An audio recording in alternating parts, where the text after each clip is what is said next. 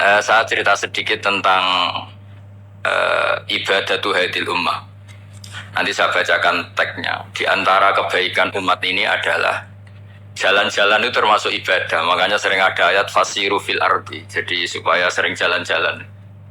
Jadi ini sudah jalan-jalan masih nyari apa? Nafkah. Kadang-kadang ya dapat macam-macam. Yang soleh ya dapat ibadah, yang enggak soleh ya dapat macam-macam. Tapi saya cerita yang soleh lah, yang enggak soleh itu enggak boleh dibicarakan itu ya. Enggak sih ya. Saya ini lama di Jogja, ya tahu lah kelakuannya orang-orang yang baik maupun yang setengah baik sampai. Ya semoga yang baik dilipat gandakan pahalanya, yang enggak baik diampuni. Tapi saya cerita sedikit. Di fikih kita, di kajian-kajian fikih kita memang ada istilah ini harus didengar karena ini ngaji dan sama status kita sama. Al-wasiyah ila to'ah ya to'ah, terus al-wasilah ilal maksiyah ya maksiyah. Jadi kalau kita jadi perangkat to'at ya ibadah, kalau jadi perangkat maksiat juga maksiat. Sehingga di ilmu medis maupun di jasa online atau ojek atau apa, misalnya pertanyaannya, kita bekerja paket profesional, boleh enggak ngantarkan paket narkoba? Ya jawabannya tentu enggak boleh, karena bukan masalah pekerjaannya, tapi yang diantar adalah sesuatu yang haram. Begitu juga, boleh enggak ketika ada lelaki hidung belang tanya tempat mesum? Kalau kamu menunjukkan berarti kan ikut berkontribusi. Ya kamu bisa meneruskan gimana hukumnya mengantar gitu misalnya. Nah, kiai juga sama sebetulnya. Kiai juga bisa dimanfaatkan orang yang macam-macam untuk kekuatan yang macam-macam. Jadi hukum ini sama, kamu udah usah tersinggung misalnya. Kalau di fikih biasanya disebutkan menjual pedang pada begal juga enggak boleh karena digunakan yang tidak baik. Begitu juga misalnya apapun profesionalitas kita, misalnya paket, kita nganter ke paket yang apa? Paket ganja misalnya. Fikih ini harus kamu ketahui dulu sehingga hukum turunannya, ingat Allah misalnya, ini bisa kena. Kita tidak boleh ingat Allah dalam keadaan maksiat yang enggak diridani Allah. Karena mau tidak mau fikih ini hukum dasar. Sholat pun bisa kena semprit. Misalnya kita sholat karena tugas, bukan karena lillahi ta'ala. Makanya dulu itu ada guyonan Mas Wahyu itu. Ada imam dari masjid besar di negara sebelah. Tidak perlu saya sebutkan negaranya. Itu cerita, imamnya itu digaji 100 juta per bulan. Datang ke Surabaya gitu. Muadzinnya itu digaji 75 juta. Keren. Terus ngerti imam di Indonesia naik ontel, sudah watok naik ontel, nggak ada yang gaji, musolanya jelek, terus sudah ada jepit, ada dia kerasan di musola karena sering dimaki-maki istrinya, sudah. Jadi itikafnya itu ya sambil menghindar, bukan makanya banyak masjid Indonesia itu banyak yang itikaf, karena di rumah ada betah, sudah diomelin nggak ada AC-nya, sekarang masjid banyak AC-nya kan. Kamar mandinya juga gitu, di rumah sama di masjid bagus. Di masjid. Makanya pengurus masjid yang daerah-daerah sini sering cerita ke kita. Kudune ngising ning omah, Gus mlayune moro masjid karena itu cerita. Indonesia itu negara yang enggak bener katanya. Imam dan muadzin tidak digaji. Terus dia cerita-cerita kebaikan negaranya dan buruknya negara kita. Lama-lama kiai itu mangkel. Kiai Indonesia itu kan cerdas-cerdas, meskipun jarang yang kaya tapi cerdas-cerdas. Dia muji negara. Kalahnya itu dibeginiin sama Kiai Indonesia. Makanya kamu sholat terus ya, takut potong gaji. Artinya kalau dia jadi imam karena digaji, efeknya adalah dia kalau bolos itu takut. Nanti kan dipotong gaji. Lama-lama kalau sering bolos di PHK gitu. Artinya luar biasa Indonesia. Imam itu tidak ada yang gaji tapi semuanya sholat istiqomah. Berarti kita ini top, datang ke masjid jadi imam tanpa ada yang gaji. Top mana? Top Indonesia. Semenjak itu si imam ini tidak pernah cerita kebaikan negaranya karena gaji imam. Indonesia dalam bernegara selalu begitu. Ketika kita tidak punya solusi transportasi, ada saja pihak-pihak swasta atau investor yang ingin menanamkan modal di investasi Grab dan sebagainya. Tapi saya tetap sebagai kiai mengingatkan status hukum fikihnya. Kenapa saya harus cerita itu? Karena fikih ini harus selesai dulu. Saya ulang lagi, fikih ini harus selesai dulu. Misalnya nganterin orang yang mau transaksi narkoba atau transaksi maksiat, atau tapi yang yakin. Kalau tidak yakin memang tidak haram. Tapi kalau yakin tuh memang kamu tahu bener-bener iyalah kira-kira gitu. Supaya taat itu ada di semua kehidupan.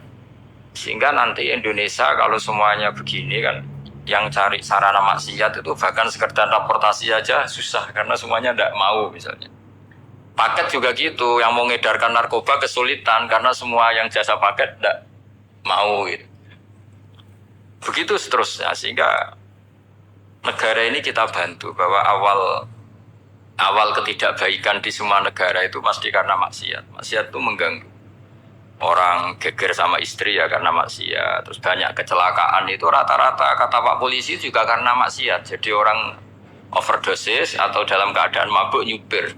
Terbesar kecelakaan itu jarang karena ngantuk. Terbesar masih karena pengaruh apa? Narkoba. Pembunuhan juga sama. Orang Indonesia itu mudah sekali memaafkan temannya, tetangganya. Tapi kalau sudah efek dari narkoba, bunuh itu jadi mudah itu. Jadi, nah, Anda juga harus fair, jangan. Tapi yang penting saya profesional nganter, ya. Nggak mau tahu dia latar. Meskipun kita tidak boleh neliti orang ya, nggak boleh tajasus, nggak boleh neliti ini. Tapi yang jelas kamu tahu, yang jelas kamu tahu ya harus dihindari karena memang di semua profesi pekerjaan tuh utamanya kata Rasulullah SAW itu memperhatikan halal haramnya. Tapi saya ulang lagi tidak boleh sok suci, tidak boleh tajasus, tidak boleh neliti orang lain. Tapi kalau yang jelas-jelas untuk maksiat maka harus kita hindari. Termasuk masjid sekalipun.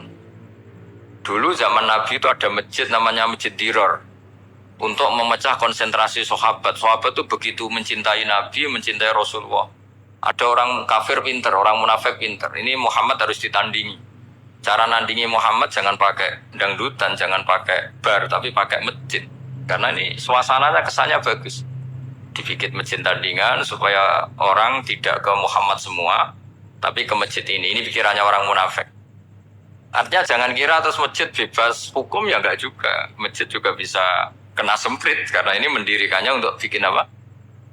Tandingan untuk bikin masjid diror kalau istilahnya Quran masjid diror. Semua sarana kebaikan juga gitu. Yayasan yatim piatu juga kena hukum, pondok juga kena hukum, semuanya kena hukum. Ada orang ingin jadi kiai padahal tidak pernah ngaji terus bikin pondok. Akhirnya dia dipanggil Pak Yai, anaknya dipanggil Gus padahal najis saja tidak tahu. Itu kan kasihan umat, akhirnya ada penyelewengan. Jadi semuanya kena hukum. Jadi Anda jangan tersinggung ketika saya cerita fikih untuk para teman-teman yang di Grab karena memang semuanya kena hukum, bukan ya. Mesra dengan istri juga kena hukum. Orang terlalu mesra dengan istrinya pasti ibunya terlantar karena menuruti bojo ya nuruti ibu gitu. Kalau nuruti ibu istrinya yang terlantar. Yang loyal sama teman istrinya terlantar. Yang takut istri temannya terlantar. Jadi itu semuanya kena hukum tanpa terkecuali. Nah, saya cerita sedikit tentang sholat karena orang-orang Grab ini banyak yang sholat, kemudian harus cepat-cepat.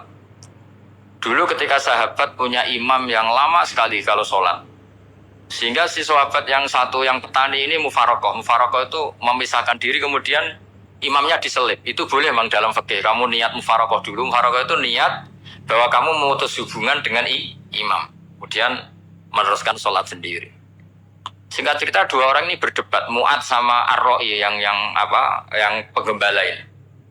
Kamu munafik, sholat kok meninggalkan imam. Terus yang satu bilang kamu keterlaluan, sholatnya lama sekali. Singkat cerita dua orang ini lapor ke Rasulullah SAW.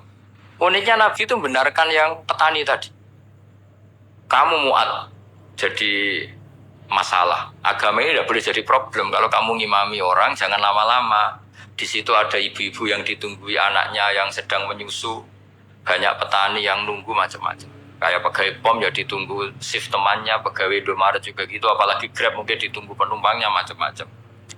Sehingga kebaikannya teman-teman yang kerja serabutan begini juga bergantung kebaikan imam tadi. Kalau sholat itu tidak boleh lama-lama, apalagi wiridan, sholatnya aja nggak boleh lama-lama, apalagi wiridannya. Nah, kadang-kadang orang ngira kebaikan tuh nggak ada sempritnya, ada juga. Sholat tuh ya disemprit sama Nabi, kalau terlalu lama juga disalahkan, karena nanti agama ini menjadi apa? Problem, menjadi problematika. Nah, termasuk kebaikan kita ketika membolehkan ya, atau mentoleransi atau mendukung pekerjaan mulai Grab dan lain-lain adalah agama ini rahmatan lil alamin. Dulu ada seorang sahabat tanya, ya Rasulullah, boleh nggak kita ngegeng di perapatan gitu? Kata Nabi, ya jangan kalau bisa. Tapi kita harus natahaddas, artinya itu tempat kita jagungan di perapatan, di tempat-tempat umum lah, kira di halte, Terus kata Nabi, nggak apa-apa, tapi fa'atu torik hakoha, kamu harus memberikan hak jalan itu. Apa hak jalan itu? Satu, kamu amar ma'ruf, kalau bisa ya nahi mungkar, kemudian bikin suasana orang lainnya menjadi aman. Nah ini yang catatan. Kalau hitung saja, yang ikut Grab itu berapa? Nah, ini tuh energi besar kalau di atas 100, berapa? 100 ribu. Hitung ya teman-teman di Grab, 100 ribu. 100 ribu ini kalau soleh semua, atau setengah soleh lah, kalau soleh banget keberatan ya soleh, setengah soleh. Itu ada, ini sudah saya pikir, ada kebaikan yang menyebar di seluruh Nusantara yang berjumlah 100 ribu. Ini luar biasa. Ada kecelakaan dia menolong pertama, ada pemerkosaan menolong pertama, mungkin ada pencurian, ada apa. Maka kata Nabi, kamu kalau harus di jalan, itu kamu berkontribusi amar ma'ruf nahi mungkar. Saya sering ke Jogja karena saya mulai 98 di Jogja. Ya sering di terminal malam-malam. Saya ketika kecil itu sering diceritain orang nggak berani ke terminal ini banyak preman, nggak boleh ke terminal ini karena banyak preman. Ya mulai dari Sumatera, Jawa, hampir seluruh Indonesia. Kalau jam sekian sampai sekian sudah nggak berani karena banyak apa? Preman. Itu uniknya, preman-preman itu selain dulu ditangani tentara dan polisi, itu urusan negara ya kali itu, dan kita ngapresiasi. Itu hilangnya yang permanen itu bukan saja ditangani ABRI dan polisi, TNI dan polisi, tapi ditangani kultur.